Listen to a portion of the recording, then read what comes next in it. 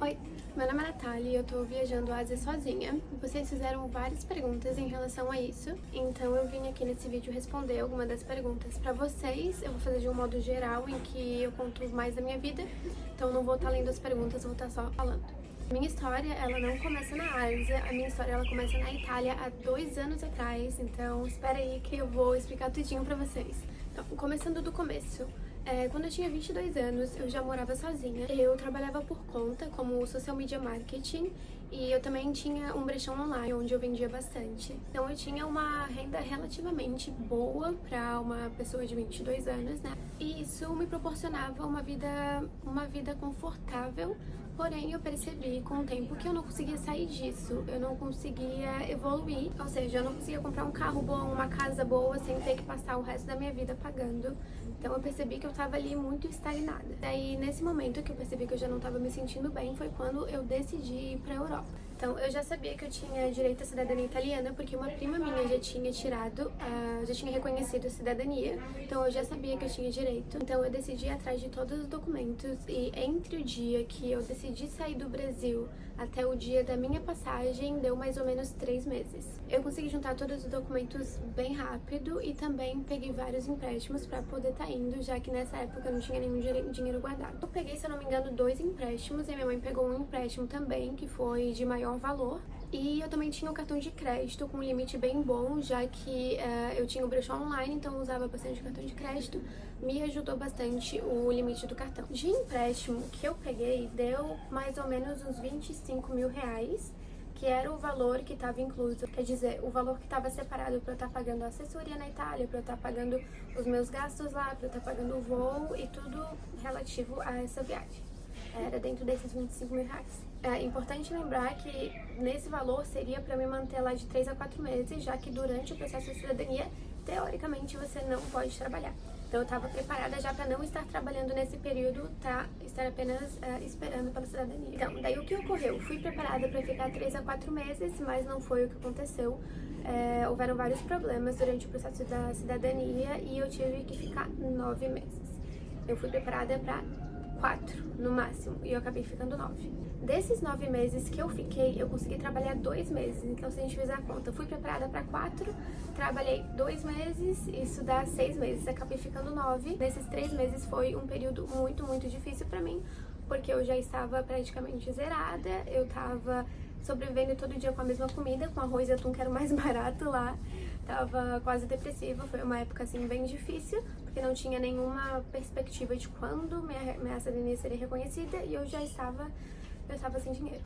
Nessa época eu ainda trabalhava como social media para algumas empresas no Brasil, né? Porque eu saí do Brasil já trabalhando e nessa época eu continuava trabalhando, porém exatamente todo o dinheiro que eu recebia ia para pagar os empréstimos. Então eu não fiquei um mês sem pagar os empréstimos, foi tudo para os empréstimos. Então, realmente, pra mim não sobrava nada na época que eu tava na Europa. Quando finalmente minha cidadania foi reconhecida, depois de 9 meses, eu estava completamente sem dinheiro, estava quebrada e eu precisaria ir para algum país que eu pudesse fazer dinheiro rápido.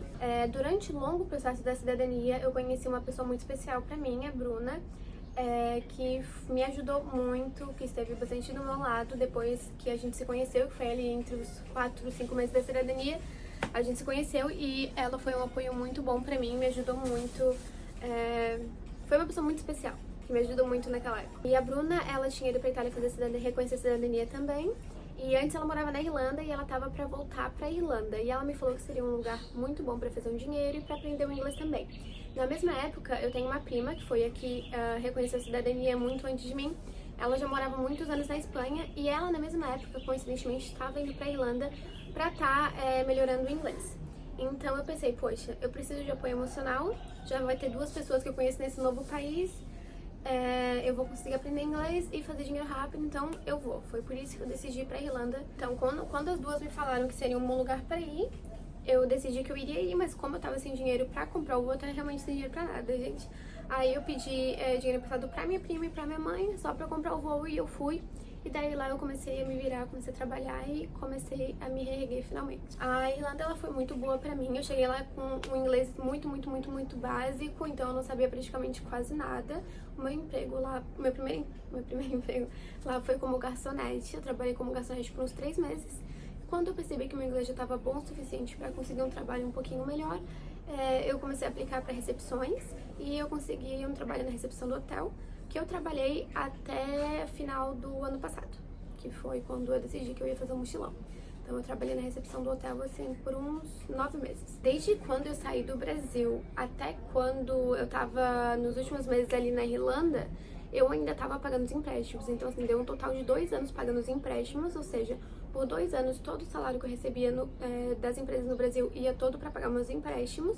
Daí quando eu vi que eu já tava terminando de pagar os empréstimos e já tava ganhando um salário legal na Irlanda pra juntar um dinheiro, que eu decidi juntar o dinheiro pra ir pra Ásia. Porque assim, gente, eu amo a Irlanda, amo de coração, é um país maravilhoso, mas o inverno lá é muito difícil. Então, eu sou uma pessoa muito dependente do sol, como vocês podem ver, eu sou daqui toda bronzeada, eu surfo, então, pra mim, nunca que era o verão lá já era difícil. Mas no inverno é mais difícil ainda, então eu tinha certeza que eu não queria passar outro inverno lá. Então, dessa vez, por uns 4 meses, os últimos 4 meses ali na Irlanda, eu juntei um dinheiro pra fazer esse mochilão na Ásia. Então, hoje, o que me mantém aqui na Ásia foram esses 4 meses que eu trabalhei na Irlanda juntando dinheiro, então eu tava juntando em euros, mais o trabalho que eu trabalho para as empresas no Brasil. Então, o salário da Irlanda mais o meu trabalho como social media é hoje o que me mantém aqui, gente. Agora falando sobre o trabalho digital, como é que eu consegui esse trabalho digital que foi uma das coisas que me proporcionou sair do Brasil, porque se eu não tivesse esse trabalho digital, eu não teria conseguido pagar todos os empréstimos que eu peguei e não teria conseguido sair do Brasil. Então vamos lá, eu sou formada em publicidade e propaganda, eu me formei no ano de 2022 e no TCC da faculdade, em 2022, a gente precisava fazer um case sobre uma empresa real.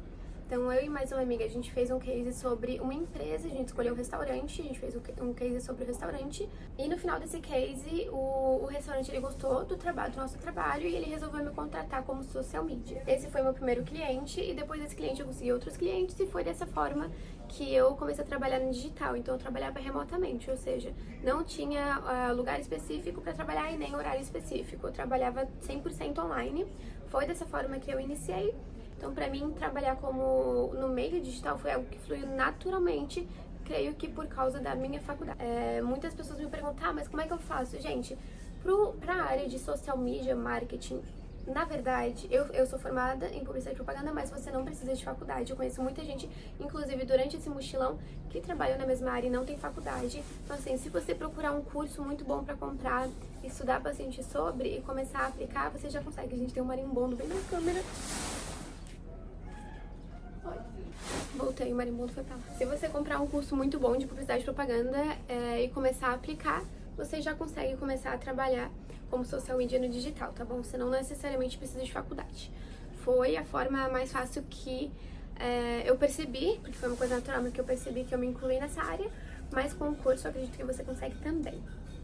E, gente, é isso. Eu não quero fazer esse vídeo ficar muito longo.